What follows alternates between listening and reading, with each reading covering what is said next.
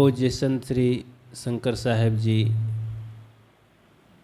पूजनीय संत समाज, धर्म प्रेमी सज्जनों, श्रद्धा मूर्ति देवियों, ध्यान शिविर का ये अंतिम सत्र है। आप सब बड़े श्रद्धा भाव से 7 दिनों तक ध्यान के नियम निर्देश के अनुसार लाभ ले रहे थे। बहुत अच्छा लगा आप सबकी भावनाओं को देख करके, साधना उत्साह को देख करके। आगे भी उत्साह बना रहे, यही निवेदन है, यही कामना है कि हम सब आगे अपने मंजिल की ओर बढ़ें, साधना मार्ग में आगे बढ़ते रहें। सद्गुरु कबीर का बीजक सब घर में रहना चाहिए और समय निकाल करके अध्ययन करना चाहिए। बीजक में सारी सामग्री है साधना की, और दुनिया के समस्त ग्रंथ मानो उसमें समाये हैं। सभी ग्रंथों का सार समाया हुआ है। इसलिए ऐसा महत्वशाली ग्रंथ समझ करके समय निकाल करके पढ़ना चाहिए।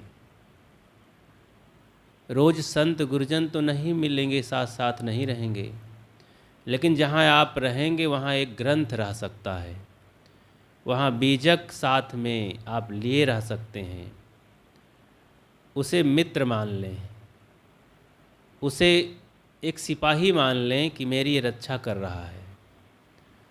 और साथ साथ बीजक ग्रंथ, कुछ ऐसे ग्रंथ अपने प्रेमी जो जिसको आप अच्छा समझते हैं, वही कबीर ग्रंथ बीजक से जो आधारित ग्रंथ हैं, विवेकवान संतों के उसमें विचार हैं, उन ग्रंथों को अध्ययन मनन स्वाध्याय करते रहें। देखो, इसी में सद्गुरु कबीर ने कहरा प्रकरण दिया है। उसमें एक छंद है 31 पंक्तियों का, पहला कहरा। वो ध्यान समाधि स्वरूप स्थिति और मन को एकाग्र करने का, मन की वृत्तियों का, मन की कमियों का इतना बढ़िया दिग्दर्शन है, साफ वर्णन है। फिर सद्गुरु अभिलाष साहेब जी के द्वारा जो टीका व्याख्या है, वो क्या कहना। सद्गुरु अभिलाष साहेब जी का आज जन्म दिवस है, जयंती है। उस पर विशेष रूप से अभी दूसरी सभा में चर्चा आप सबसे सुनेंगे। तो उन्होंने जो व्याख्या दी है, इतना गजब का है, क्या कहना, उसका जोड़ा नहीं है, और हम सबके लिए इतना सरल हो गया है कि क्या कहना। ऐसे महान उपलब्धियों को पा करके भी अपना कल्याण न करें तो बड़ी हृदयहीनता होगी। तो इस कहरा के कुछ लाइनों को मैं उद्धृत करता हूँ। साहब कहते हैं, सहज ध्यान रहो, सहज ध्यान रहो, गुरु के बचन समाई हो। सहज ध्यान का कबीर पंथ में बड़ा वर्णन है, और सभी लोग थोड़ा सा कबीर साहब के बारे में सुने हैं, कबीर पंथ के बारे में सुने हैं, तो कहते हैं कबीर महाराज तो सहज ध्यान के बारे में कहते हैं। अब उनको पता हो या ना हो, पर सहज ध्यान, सहज जीवन जीने की बात करते हैं। निश्चित है, जब सहज जीवन हो जाता है तो तमाम तरह से कोई भ्रांतियां आरोपित नहीं होती, कर्मकांड नहीं होता। सरल सद्गुण, सदाचार, प्रेम, दया, क्षमा, शील, संतोष और कर्म सुधार, सेवा की भावना, श्रद्धा भावना, कर्तव्य निभाना, ये कितना सरल है। ऐसा जीवन बड़ा सरल सहज है। घर में रहें, बिजनेस करें, और छोटे हों, बड़े हों, बूढ़े हो गए हों, अपना अपना धर्म निभावें, सहज रहें। सहज जब रहेंगे तो क्रोध, लोभ, मोह कुछ नहीं सताएगा। सहज रहें, क्या है। असहज हो जाते हैं तभी विकार सताते हैं, अहंकार आता है, दुख सताता है, परेशानी होती है, मान सम्मान की भावना होती है, मुझे उसने ऐसा कहा दिया, वैसा कहा दिया। सरल सहज रहेंगे कि तो कोई कहा भी देगा तो क्या कर लेगा, कोई बात नहीं है, अरे हम इसी लायक हैं, कौन ऐसे बड़े आदमी हैं हमें कोई कुछ ना कहे। कहने चाहिए, हमारे में बहुत कमियां हैं, हमारी वजह से बहुत लोग दुख पा जाते हैं, हमारे मन वचन कर्म से भूल हो जाया करती हैं। सहज रहें, बड़ा अच्छा होगा, लोग खुश रहेंगे, सबसे छोटे बने रहें, सब लोग खुश रहेंगे। और जब खुश रहेंगे तो सब लोग प्यार भी देंगे, स्नेह भी देंगे। तो सहज ध्यान रहो, सहज ध्यान रहो, गुरु के बचन समाई हो। सहज स्नान कर लें और फिर आएँ, तौलिया से पोंछ लें और सहज चेहरा हो गया। थोड़ा सा मौसम के अनुसार कभी चेहरा फटता हो तो सामान्य उपयोगी स्वास्थ्यवर्धक तेल लगा ले सकते हैं, और बहुत उसमें सिंगारिक पाउडर, क्रीम, सुगंधित तेल, सेंट और भी बनावटी करने की ज़रूरत नहीं है। जब वो बनावटी हो जाए तो सहज नहीं रह जाता। सहज तो है भी नहाए धोए और कपड़ा पहन लिए साफ़ सुथरा और पानी को पोंछ लिए, शरीर साफ़ हो गया, खिल गया, साफ़ हो गया और स्फूर्तिवान हो गया शरीर। ज़रूरत के अनुसार, मौसम के अनुसार तेल लगा सकते हैं। तो इस तरह से सहज चेहरा हो गया। अब तमाम तेल, पाउडर और सिंगारिक चीज़ें रंग पोत लिए तो असहज हो गया, असहज हो गया। कपड़े सहज साफ सुथरे पहन लिए, अब तमाम फैशन कर लिए, दिखावटी प्रदर्शन करने लगे तो बनावटी हो गया शरीर, असहज हो गया। भोजन पानी है सहज सादा रूखा फीका और बढ़िया सात्विक शुद्ध है, सुपाच्य है, घर में उपलब्ध है, श्रद्धा से मिला है, खा पी ले। सहज भोजन प्रसन्न चित्त से बड़ा फ़ायदा करेगा। लेकिन अब उसी में तमाम टिटिम्मा करने लगे, इतनी कटोरियाँ होना चाहिए, ऐसे पीढ़े पर बैठना चाहिए और ये होना चाहिए, ये आइटम नहीं हुआ तो तमाम दुखी होंगे, फिर अदुखी करेंगे। सहज सहज बिस्तर हो, साफ़ सुथरा हो, चादर बिछी हो, समय के अनुसार कुछ और बिछा हो, बहुत कड़ा ना हो, तो हर काम सहज सहज बोले, सत्य भाषण करें, बनावटी लंबी चौड़ी न झोंके और विकारी भावनाओं से, छल कपट भरी भावनाओं से, कुटिलता से ना बोलें, अपने घर में राजनीतिबाजी न करें और स्वार्थपरता न दिखाएं। सहज मन को निर्मल रखें, प्रेम से बोलें। माता पिता, बड़े बूढ़े, पत्नी और दादी भाभी सबके साथ सहज भाव से खुले दिल से रहें, इतना बढ़िया जीवन रहता है, क्या कहना। तो हर दिशा में भजन भी सहज होकर करें। सहज आ गए, बैठ गए, अब नहीं है अगरबत्ती, नहीं है फूल माला और भी टिटिम्मा तमाम नहीं है तो क्या हर्जा है, जंगल में पेड़ के नीचे बैठ गए सहज। हमारा मन सबसे बढ़िया फूल है, सबसे बढ़िया फल है, सबसे बढ़िया अर्पण करने की चीज़ है अपने इष्ट को। अपने इष्ट को केवल अपने मन को, कोमल मन को, सहज मन को समर्पित कर दें। हे गुरुदेव, ये तन मन आपका है बस। तो सहज ध्यान रहो, गुरु के वचन समाई हो। ऐसी सहज दशा में फिर गुरु के वचन आपके हृदय में रहेंगे, गुरु रक्षक हो जाएंगे, सब प्रकार से आपको बल मिलेगा और जीवन सुधरेगा। इन्हीं 31 पंक्तियों के कहरे में मैंने कहा कि कुछ पंक्तियां लेता हूं।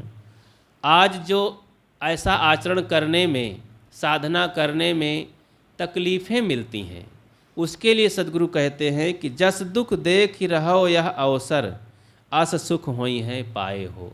आज जो दुख लगता है, बैठने में, सेवा करने में, ध्यान करने में तकलीफ़ें होती हैं, सिर भारी हो जाता है, झुन्न चढ़ जाती है, मन अच्छा नहीं महसूस करता है, कठिनाई महसूस होती है, और घबराहट होती है कि नहीं कर पाएंगे, हमारे बस का नहीं है। करते रहो, करते रहो।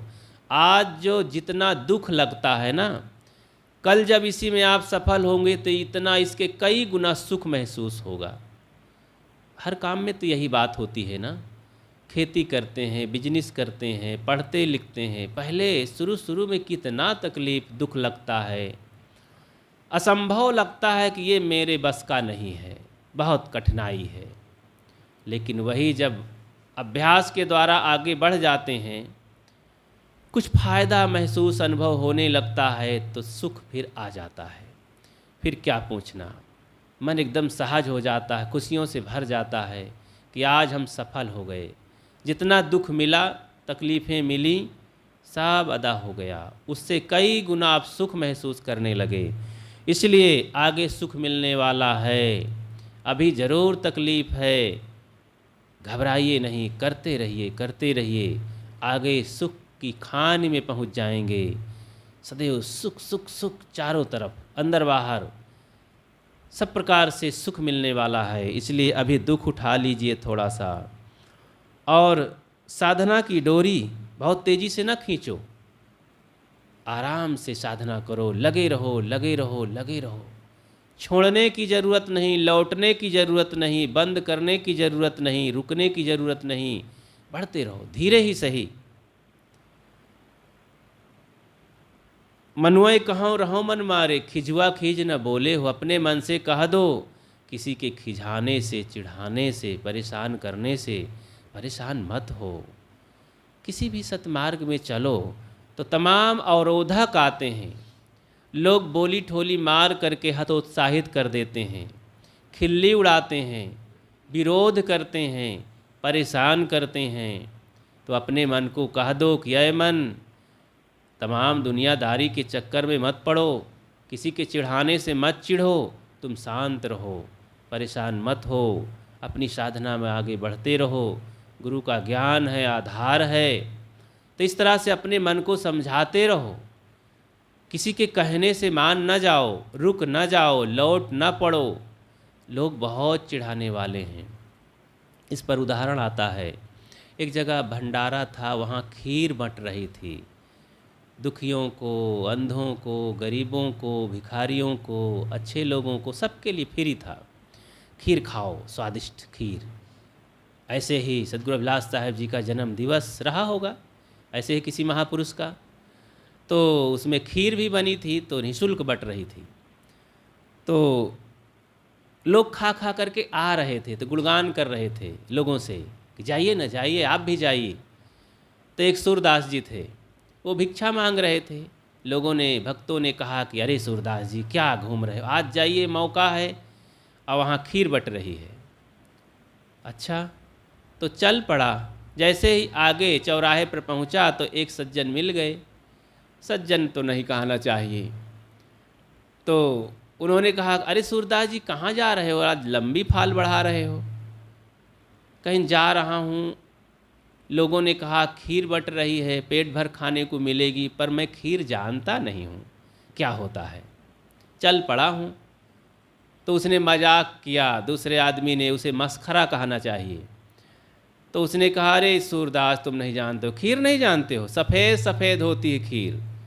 कहीं सफ़ेद मैं नहीं जानता हूँ क्या होता है। अब सूर सफ़ेद काला नीला पीला क्या जाने, क्योंकि आँख ही नहीं है। तो मस्खरे ने कहा, अरे खीर होती है सफ़ेद, लेकिन सफ़ेद होता है जैसे बकुला होता है ना, सफ़ेद सफ़ेद। अब सूरदास ने फिर उठाया प्रश्न कि मैं बकुला भी नहीं देखा हूँ। कहीं अच्छा कैसा होता है बकुला, कहीं बकुला एक हंसिया जैसे होता है। तो उसी के हाथ को टेढ़ा करके बताया, हंसिया टेढ़ी होती है। तो हंसिया तो सूर्य अपने हाथ में ले करके काम किया था कई बार, धारदार लोहे की हंसिया, जो कि तमाम किसानी के पौधों को काटती है, हंसिया काम करती है।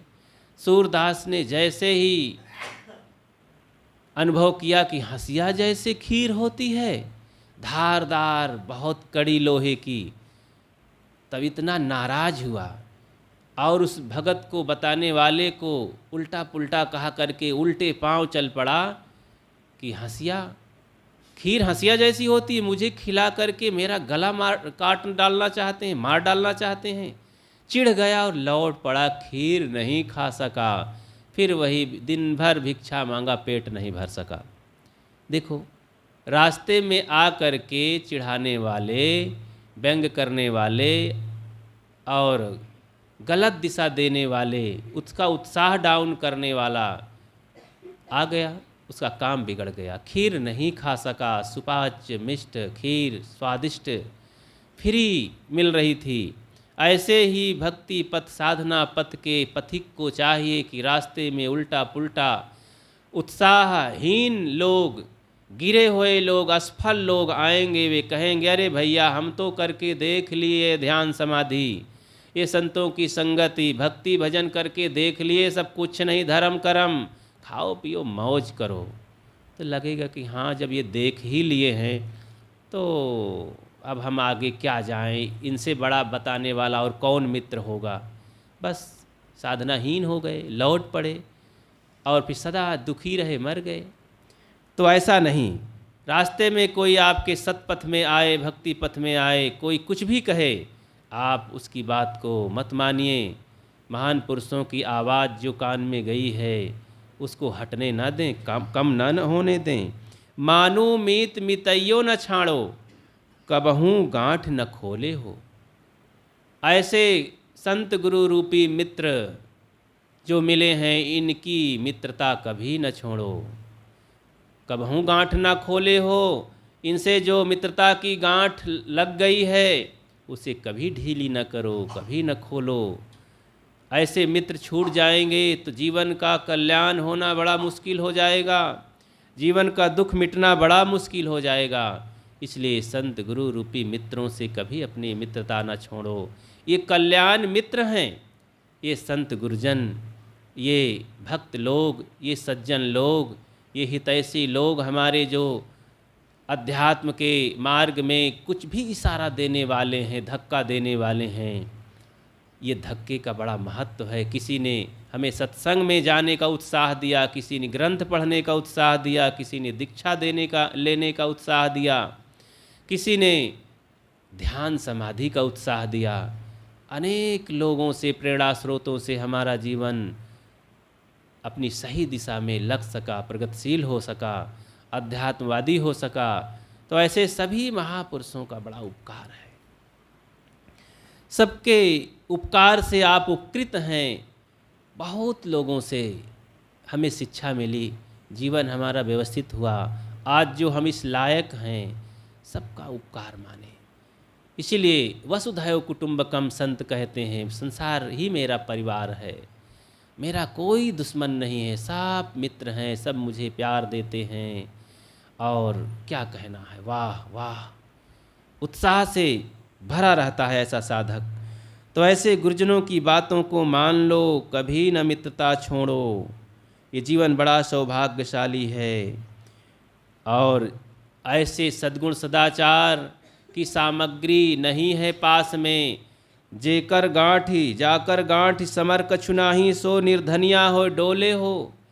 ऐसी सद्गुण की सामग्री, ऐसे मित्रता, ऐसे लोगों की संगति, ऐसे विचार भावनाओं की सामग्री नहीं है अपने हृदय गांठ में। तो निर्धनिया हो डोले हो, चारों तरफ संसार में भटकेगा। गुरु सीढ़ी से उतरे शब्द विमुखा होए, ताको काल घसीटी है राख सके नहीं कोई। ऐसे ये गुरु सीढ़ी है। गुरु सीढ़ी गुरु वचन और गुरुमुख वाणी, निर्णय वाणी को कहते हैं। ऐसे निर्णय वचन जहाँ से हमें मिलें उसे सिरोधार करना चाहिए। छोटों से बड़ों से सबसे सिर झुका करके चलने में बड़ा आनंद है, बड़ा सुख शांति है। कभी भी अकड़ करके नहीं, जो कल्याण चाहें, सुख शांति चाहें, छोटों से बड़ों से विनम्र हो करके रहें। ये अवसर मिला है, ये मौका है, इस मौका को टालने मत दें, गफलत में मत जाने दें। अवसर बार बार नहीं आवे, मानुष जन्म की मौज। ये मनुष्य जन्म की जो मौज है ये बार बार मिलने वाला नहीं है। इसलिए ऐसे सद्गुण सदाचार हितैषी मित्रों को हृदय की गांठ में बांध लें और एक सामग्री बना लें। यही तो हमारे साधना पथ में काम आएंगे, साधना पथ के बल बनेंगे, सामग्री बनेगी। जब आप कहीं जाते हैं लंबी यात्रा में, जैसे हमारे अभी नागपुर से आए, महाराष्ट्र से 4 मित्र वहाँ से चल कर के आए, तो इलाहाबाद में ही अपना भूख प्यास मिटा लिए, कुछ खा पी करके सामग्री लिए रहे होंगे। आदमी चलते हैं कुछ खाने पीने की सामग्री लेकर के, नहीं लेकर चलते हैं तो पैसा तो लेकर चलते हैं, उसी से मिल जाता है, फल मिल जाते हैं और कुछ खाने पीने की चीज़ें मिल जाती हैं। ये क्या है? ये अपने गांठ में कुछ समर है, सामग्री है, रास्ते का खर्च है, संबल है, आधार है। तो जैसे बड़ी यात्रा में, लंबी यात्रा में लेकर के कुछ खाने पीने के लिए चलते हैं, शरीर में एनर्जी रहेगी, पेट में कुछ रहेगा तो आप आगे बोल सकेंगे, चल सकेंगे, काम कर सकेंगे, शरीर को मजबूत रख सकेंगे, हंस सकेंगे, बोल सकेंगे। और नहीं तो भूख में एकदम आदमी को परेशानी होती है तो न चल पाता है। इसीलिए तो कहते हैं भूखे भजन न होए गोपाला, ले लो अपनी कंठी माला। सद्गुरु कबीर ने गरीबों की हालत को देखा था, भूखे प्यासों को देखा था और ऐसी झुग्गी झोपड़ी में जन्म भी लिए थे, इसलिए गरीबों की हकीकत को बड़े अच्छे से देखे थे, इसीलिए ऐसी बात कहे थे। वे कहीं राजा महाराजाओं के यहाँ नहीं पले पुसे जन्म लिए। राजा लोग क्या जानेंगे बहुत गरीबों की हालत को। बड़े बड़े महामंडलेश्वर इन बेचारे मैले कुचैले घर गृहस्थी में पलने वाले गरीबों की हालत को ज़्यादा नहीं समझते हैं। इसीलिए सोने की गद्दी में बैठ करके और अपना वो चमर डुलाते रहते हैं और उनके सभा में केवल करोड़पति लोग हुआ करते हैं। इन गरीबों का कहाँ ठिकाना होता है। तो सद्गुरु कबीर जैसे महान संतों के शरण में गरीब लोग आते हैं, वो जन भाषा में अपनी बातें करते हैं। वे सब प्रकार से वे बैठ करके बराबरी से प्यार स्नेह देखे हैं। सद्गुरु अभिलाष साहब जी को देखे हैं। बिहार से जब वो गरीब लोग आते थे, अपने बोरी का झोला बना करके बड़े प्यार से बातें कर लेते थे। कई माताएं आती थी, पैसा नहीं होता था, फ्री ट्रेन में चढ़ करके आ गई हैं। गुरु जी के सत्संग में चल रहे हैं, कैसे नहीं जाने दोगे। बड़े साहस के साथ आती हैं। अगर टीटी कहता है टिकट दिखाइए, टिकट, गुरु जी के सत्संग में जा रहे हैं, ट्रेन है, हम भी तो धर्म के काम में जा रहे हैं, टिकट हमारे पास नहीं है, पैसा नहीं है। गरीब होते थे, पैसा नहीं होता था, लेकिन बड़ा शौक़ होता था संतों के दर्शन के लिए।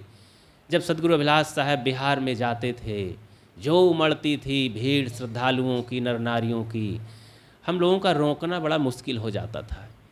एक बार तो सिवान में बड़ा झंझट में पड़ गए थे। भक्तों की भीड़ इतना आ गई कि हम लोग रोक नहीं पाए और गुरु जी के पास वो रेरा पहुंच गया। अब गुरु जी को धक्के आने लगे। गुरु जी खड़े होकर के थोड़ा सा लोगों को धकेले उधर थोड़ा अच्छे भाव से, और लोग थोड़ा से सहम गए। तो गुरुजी हंसते हुए समझाने लगे, थोड़ा रुक जाओ, अब मेरे दाएं बाएं आगे पीछे से घेर लिए हो, अब मैं क्या करूं, दीक्षा देने का समय है, थोड़ा रुक जाओ। अब लोग यही कहते थे अपनी श्रद्धा में कि हम इतनी दूर से आए हैं, दीक्षा भी देखेंगे, दर्शन भी करेंगे। इतना श्रद्धालु होते थे कि किसी के रोके से रुकते नहीं थे। हम लोग रुकते, भैया रुक जाओ, गुरु जी को परेशान मत करो। तो कहते चुप रहो, चलो, हम गुरु जी के, हमारे भी गुरु जी हैं। तो अपने ही श्रद्धा में, आग्रह में अड़ जाते थे। हम लोगों को भी चुप होना पड़ता था। अब गुरु जी जाने आप जानो भाई। तो इस तरह से कहीं कहीं पड़ जाते थे। बड़ी लंबी भीड़ होती थी, 25,000, 20,000, 40,000 की भीड़ हो जाती थी। और आते थे ना, कुछ खाने पीने को नहीं मिलता था सभा की ओर से, आयोजक की ओर से। सब लैया भूंजा ले करके, चिवड़ा ले करके आते थे और थोड़ा सा खा करके ज़मीन में बोरा बिछा कर पड़े रहते थे। किसी के भरोसे नहीं आते थे वे, और सत्संग सुनते थे, संतों के पर श्रद्धा रखते थे। 1 दिन 2 दिन 3 दिन पड़े रहते थे लाई भूंजा खा करके और सत्संग सुनते थे। इस तरह से गुरु जी को मानते थे। तो संत गुरुजनों की सभा में गरीब लोग आते हैं, शांति महसूस करते हैं, उनकी बातें सुनी जाती है, उनको साहस मिलता है, उनको उत्साह मिलता है। ये बड़े लोग, महामंडलेश्वर लोग क्या जानेंगे। तो बड़ों बड़ों के पास बैठने वाले होते हैं, बड़ी बड़ी शास्त्रों की संस्कृत में बोल बोल करके बातें करते हैं। गरीब बेचारे क्या समझेंगे उनकी बातों को। तो इसलिए सद्गुरु कहते हैं कि अपने गांठ में बांध लो गुरुजनों की बातों को। तो जैसे यात्रा में लोग जाते हैं तो भोजन पानी कुछ ले जाते हैं, ऐसे ही आप साधना के पथिक हैं, जीव यात्री है, यात्रा कर रहे हैं, तो गुरुजनों की ज्ञान की बातों को पास में रख लो। ये आपकी साधना यात्रा में काम आएंगे। यही तो मन की शांति देने वाले हैं, यही तो भूख मिटाने वाले हैं, यही तो सुख देने वाले हैं, यही तो ताकत देने वाले हैं। और किससे ताकत मिलेगी? ये बाहर ये तमाम कर्मकांड हमें ताकत नहीं देंगे। इसलिए गुरु ज्ञान की सामग्री लेकर जीवन की यात्रा करो। नहीं तो एक और काम करो, पेलना अच्छत पेल चलो बौरे, तीर तीर काटो वो हो। अरे ये ज्ञान विचार की रहनी को लेकर के साधना की नाव में बैठो और नाव को खींच करके चलो। उसे पेलना कहते हैं, जो डाँड़ा मारते हैं। पितवार होती है, आगे वो लगा होता है बांस में पटरा, पितवारी, और उसे डाँड़ा मारना भी कहते हैं। तो उसमें ताकत लगती है। नाव में बैठो और पानी को ठेल करके ले चलो, आगे नाव को बढ़ाओ, यानी ज्ञान विचार की साधना में आगे बढ़ो और रुको मत। कितनी भी कठिनाइयाँ हों तो नाव आपकी आगे जाएगी, कल्याण मार्ग में भवसागर से पार होगी। ये तीरे तीरे क्या थथोल रहे हो, टटोल रहे हो। कुछ लोग होते हैं गहराई में जाने से कांपते रहते हैं, कहीं डूब ना जाएं, कहीं नाव ना उलट जाए, पता नहीं पार हों कि नहीं, बहा ना जाएं, घबराते रहते हैं। तीरे तीरे टटोलते रहते हैं, घूमते, तो घोंघी मिलेगी और क्या होगा उनको, कभी पार नहीं हो सकेंगे। तो साहब कहते हैं तीर तीर का टोवऊ हो। ये भूत प्रेत देवी देवता मरी मसान कांकड़ पाथर में पढ़ करके इधर उधर जाप जूप करके कर्मकांडों के तीरे तीरे क्या घूमते हो। अध्यात्म मार्ग की स्वरूप स्थिति साधना की और मन की गहराई में पहुँचो, जहाँ पर वो गहरी बातें हैं। समुद्र की तली में हीरे मोती मिलते हैं, किनारे किनारे घोंघी हुआ करती हैं। जो लोग किनारे घूमते हैं वो घोंघी पाते हैं, और जो गोताखोर होते हैं वो मोती निकाल करके लाते हैं। तो गोताखोर बने, धर्म कर्म की गहराई में डुबकी लगाएं, तो हीरे मोती यानी सद्गुण सदाचार शांति और स्वरूप स्थिति रूपी हीरे मोती मिलेंगे, जो जीवन का परम खास उपलब्धि है, कमाई है। तो इन बातों को जीवन में धारण करके आगे बढ़ें, नाव को खेते रहें। उथले उथले तीरे तीरे क्या हाथ मारते रहते हो, थक जाओगे, समय बीत जाएगा, कुछ नहीं कर पाओगे। गुरु भव ढील गौन भव लचपच कहा न मानो मोरा हो। जैसे गुड़ होता है, कभी कभी बारिश में पिघल जाता है, पकाते समय रख रखाव के समय असावधानी किसान करते हैं और गुड़ एक बार गड़बड़ हुआ तो बड़ा घाटा लग जाता है। ऐसे ही जवानी में ख्याल नहीं किए, बुढ़ापा में क्या हुआ कि गुड़ की बोरी जैसे शरीर हो गया लचपच, झुक गया शरीर, चमड़ी में सिकन आ गई, आँखें धंस गईं और सब बाल खाल गड़बड़ हो गया। अब बुद्धि भी काम नहीं करती है, जुबान लड़खड़ाती है, दांत नहीं हैं, तो कुछ साफ आवाज़ नहीं निकलती। सदगुरु कहते हैं मेरा कहा नहीं माने, भजन नहीं किए जब प्रौढ़ थे, जवानी में थे, सब प्रकार से सबल थे, उस समय भजन नहीं किए। अब क्या करें, आखिर किसका दोष है? तो मैं तो ही समझावा, गर्भवात की कैसे है, जब मैंने तुम्हें समझाया देखा, जब मैं रोया तब तुम न संभारा, जब मैं तुम्हारे लिए रो रहा था, कुछ बातें कर रहा था, कल्याण के लिए प्रयास कर रहा था, दुख छूटने के लिए मैं कुछ उपदेश कर रहा था, तो आपने मेरी बात को माना नहीं, कोई तवज्जो दिया नहीं, कोई ख्याल कहा नहीं, हंस रहे थे, टाल रहे थे। अरे ये साधु महात्माओं की, गुरु जी कहते ही रहते हैं, हम तो गृहस्थ आदमी हैं, अभी तो बहुत समय है, घर बनवाए ले, लड़की ब्याह ले, लड़का के गौना लाए तब भक्ति करबे। सत्संग हित भक्ति कौन हरबरी कौन बाए, सुंदर जवानी पाए भोग सुख सर्वे, ऐसे ऐसे मन के भुलावा माहि भूले जीव, यह नहीं जाने आजकाल बीच मरबे। तो यही मन में भावना चलती है कि सुंदर जवानी मिली है, सत्संग भक्ति के लिए कौन हरबरी है, अभी पूरा समय पड़ा हुआ है, बुढ़ापे में भक्ति भजन कर लेंगे, अभी तो नई उम्र है खाने खेलने के लिए। ऐसे ऐसे मन ये भुलावा में डाले रहता है। लड़की की विवाह कर लें, छुट्टी पा जाएंगे, लड़का भी विवाह कर ले, बहू आ जाएगी, फिर क्या पूछना, घर संभाल लेगी, नाती पोता हो जाएंगे, मस्ती से बुढ़ापे में भजन करेंगे, अभी तो दूसरा काम करने के लिए समय है, अभी इसमें नहीं पड़ेंगे, नहीं सब गृहस्थी गड़बड़ हो जाएगी। अब ऐसे सोचते सोचते वो गड़बड़ी आ गई। अब गुड़ का बोरा सिधाए नहीं सिद्ध होता है, खड़ा नहीं होता है, खींचते रहो तो काम नहीं होता, फिर पछतावा रह जाता है। गुरु भव ढीढ़ गौन भव लचपच कहा न मानो मोरा हो, सदगुरु कहते हैं मेरा कहा नहीं मानो हो। अब क्या करोगे, पछताओ। ताजी तुर्की कबहू न साध्यो, चढ़ो काट के घोड़ा हो। ताजी और तुर्की दो वैरायटी के घोड़े बड़े तेज होते हैं। तुर्किस्तान में ये घोड़े की वैरायटी निकाली जाती है, अरब देश में और भी देशों में जगह है, इधर ईरान इराक की तरफ भी। पहले ऐसा शायद उसी क्षेत्रों में घोड़े स्वस्थ होते थे, बड़े लंबे चौड़े। जैसे आज भी आप पंजाब में जाइए तो वहाँ के पशु, वहाँ के आदमी, वहाँ के कुत्ते, वहाँ के जो भी क्षेत्रीय जानवर हैं इतने बढ़िया होते हैं, शरीर से हट्टे कट्टे लंबे ताजे। वहाँ की जलवायु ही ऐसे है। जम्मू कश्मीर में चले जाइए, गोरे सुंदर बदन के नर नारी, तो बड़े मनमोहक, ऐसा वहाँ की जलवायु ही है।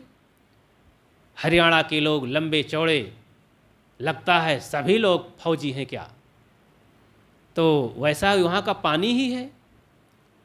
और क्षेत्रों में चले जाइए, दक्षिण भारत चले जाइए, वहाँ अधिकतम सांवले सांवले लोग, वहाँ का पानी ऐसे ही है। बहुत प्रयास करते हैं तो भी गोरे नहीं हो पाते हैं, और यहाँ की प्रकृति ही ऐसे है। तो ताजी तुर्की, तो उस क्षेत्र में ताजी तुर्की घोड़े होते थे, बड़े तेज तर्रार, ऊंचे लंबे पूरे। साहब कहते हैं तुमने लकड़ी के काठ पर चढ़ना सीख लिया, जो एक कदम भी आगे पीछे नहीं चल सकता, हिल डोल नहीं सकता, क्या तुम कर रहे हो? ताजी तुर्की पर बैठो, भन्न से अपनी यात्रा करो, सरपट दौड़ो। लेकिन हाँ, ताजी तुर्की को सिखाया नहीं जाएगा, उठा के पटक देगा, हाथ पैर टूट जाएंगे। तो इसलिए घोड़ों को निकालना भी पड़ता है, उनको सिखाना भी पड़ता है। यहाँ का ताजी तुर्की है हमारे विवेक विचार, ये दो घोड़े हैं, अच्छे विचार, तेज तर्रार, और इन घोड़ों पर बैठो और अपनी मुक्ति की मंजिल पर पहुँचो सरपट, सद्गुण सदाचार के साथ। ये ढील ढाल भूत भवानी भैरों और इधर उधर के यज्ञ कर्म कांड हवन, ऐसा टंट घंट चंदन लगाओ, जटाजूट रखो, टुनटुन बजाओ, टुनुन टुनुन घंटी बजावें, झाप दें झपना, और ठाकुर बाबा का भोग लगा के गपक जाएं सब अपना। इस टंट घंट में काम होने वाला नहीं है, ये मंजिल मिलने वाली नहीं है। ताजी तुर्की घोड़े पर बैठो, बहुत लंबी यात्रा है ना। ये खच्चर में लद्दू टट्टू में बैठ करके, लकड़ी के घोड़े में बैठ करके नहीं मंजिल मिलेगी। संध्या हो रही है, बहुत तेज़ी से समय बीता जा रहा है। इसलिए बंधुओं, इस विवेक विचार के घोड़े पर बैठो और अपनी मुक्ति की मंजिल पर पहुँचो।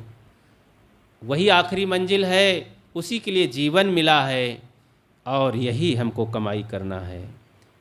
तो साहब कहते हैं काठ के घोड़े पर मत बैठो और तेज तर्रार विवेक विचार के घोड़े में बैठो।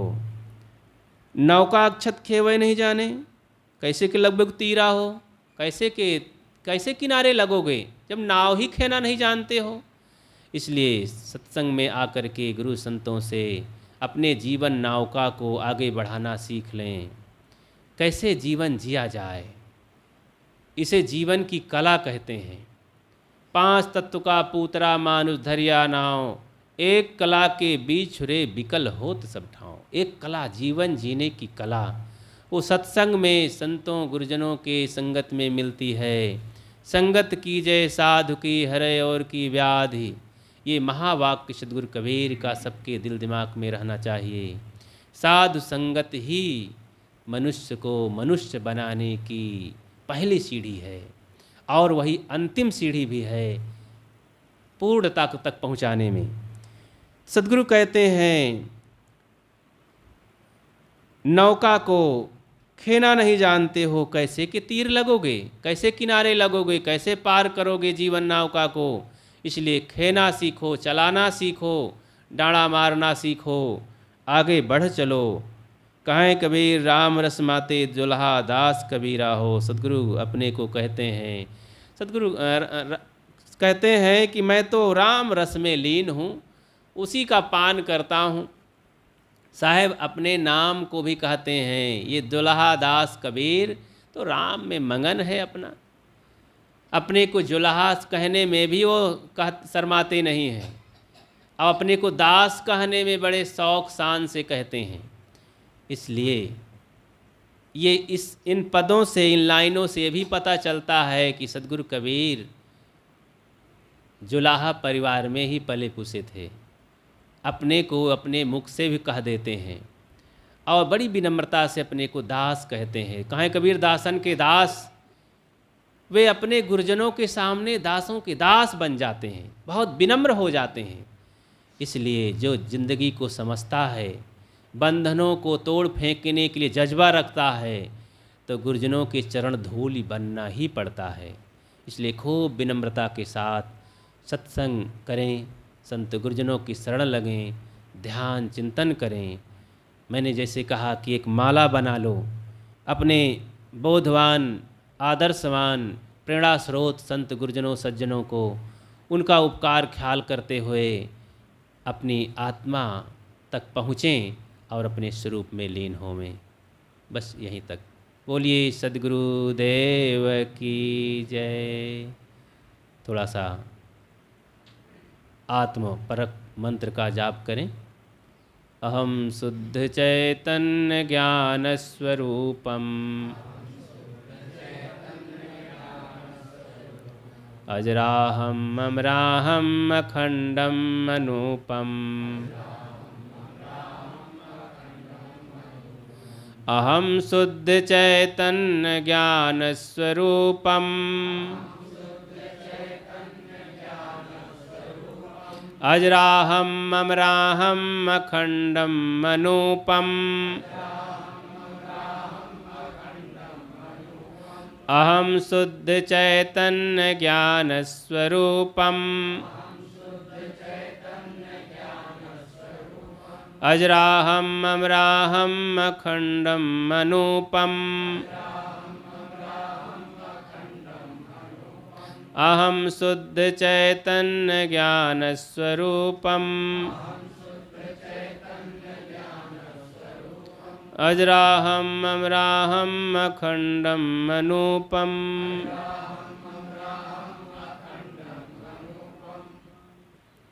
बस शांत।